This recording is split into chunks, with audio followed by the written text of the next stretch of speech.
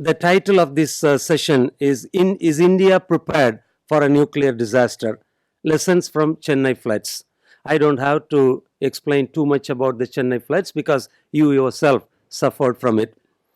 We, those of us who are from the southern tip of the state and the country, came to Chennai and we did a pamphlet campaign a couple of weeks ago. We asked the people to compare these two disasters, the rain disaster, the flood disaster, and a potential, a possible radiation disaster that could happen in a nuclear power plant.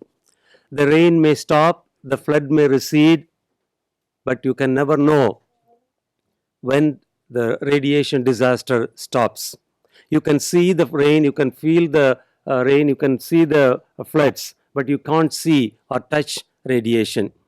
People from other places can come and come to your rescue, come and help you in the case of a rain disaster or a flood disaster. But in the case of a radiation disaster, nobody will be coming, nobody will be allowed to come. And in the case of rain and floods, you can always come back to your own home after a few days or weeks. But in the case of a radiation disaster, you will never be able to come to this place. And in both cases, both our central and state governments have become completely useless. We saw that in Chennai. The central government, the Prime Minister of India came almost after a month. And the Chief Minister, who happened to be within the city, never dared to come out of her house. So if this is the lackadaisical attitude of the rulers, what will happen in the case of a radiation disaster? We need to think about it. Not all the speakers may be talking about this topic specifically, but they may all touch about this. And I want to end with one word of caution that I am really afraid that we are all entering a very dangerous phase of politics in this country. I am afraid that a new ideology is being thrust down our throats, which I want to call nuclearism. Nuclearism is a combination of communalism, nationalism, militarism, scientism, and fascism. Nuclearism is an ideology, is emerging as an ideology. Nuclearism is a mindset. It's a worldview. It has no room for dissent or democracy. It cannot tolerate any kind of opposition. It is marked by national pride, nationalism, hyper-nationalism, to tell you the truth, national security, national pride, compatibility, and all these militaristic virtues mark this nuclearism. Scientism, advanced science and technology. This advanced science and technology has no use for the ordinary people of India. It serves the interests of the elites. And developmentalism. Development is defined by a few in Delhi and state capitals.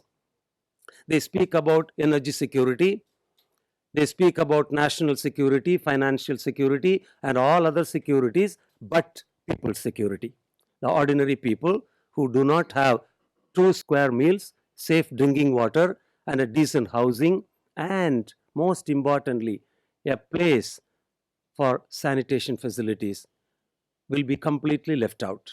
And this is the national order that is emerging, and those of us who have come from different parts of India are going to talk about this tomorrow. What kind of strategies will be designed and devised to counter this dangerous trend in our politics, in our economics, in our society tomorrow. Let me point out one other thing. India, the country that was known as a sovereign, socialist, secular, democratic republic, appears to have been unofficially rechristened as a foreign, capitalist, communal, nuclear republic. I have a reason to say this.